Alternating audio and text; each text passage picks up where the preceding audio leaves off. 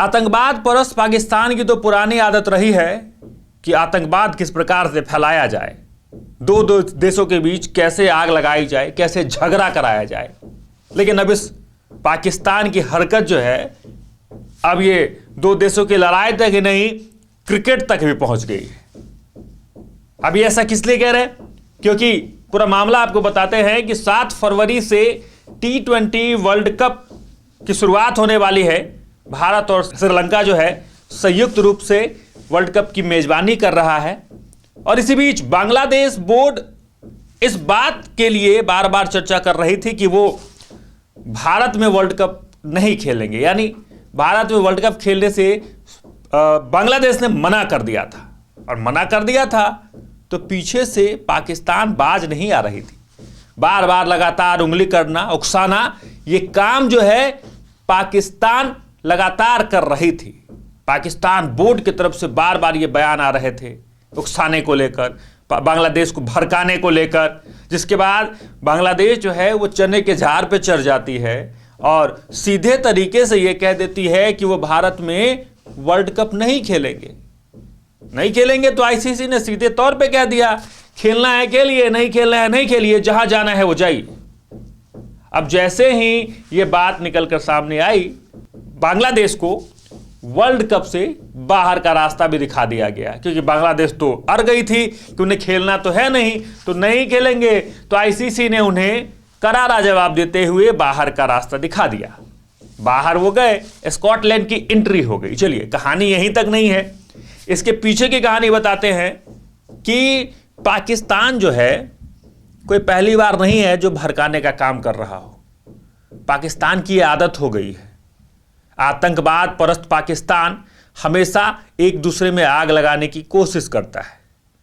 बांग्लादेश से इन दिनों जो रिश्ते हैं वो कुछ खासे अच्छे नहीं रहे हैं भारत के। और इसी बीच वर्ल्ड कप को लेकर जो बातें निकलकर सामने आई, उसके बाद पाकिस्तान को एक मौका सा मिल गया कि कैसे बांग्लादेश में और आग लगा दी जाए, बांग्लादेश को और भड़काया जाए।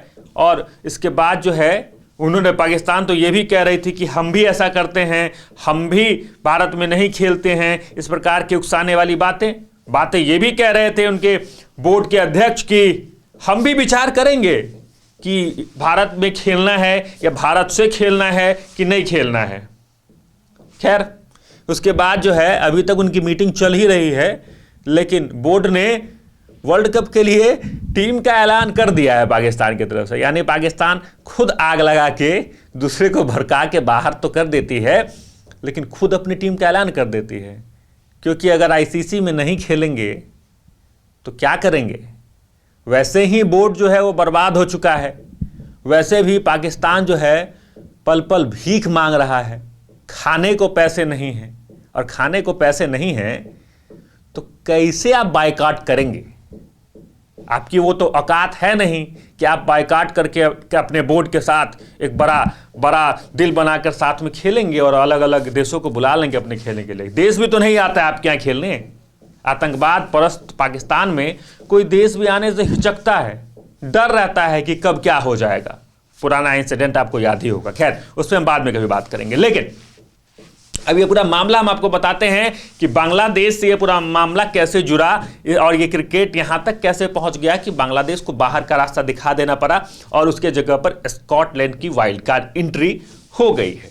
मामला है बांग्लादेश में हिंदुओं पर हो रहे अत्याचार का। हिंदुओं की हत्या हो रही थी बांग्लादेश में, जिसके बाद एक वर्ग समुदाय के लोग जो है भारत में, उनका गुस्सा जो है बांग्लादेश पे फूट रहा था।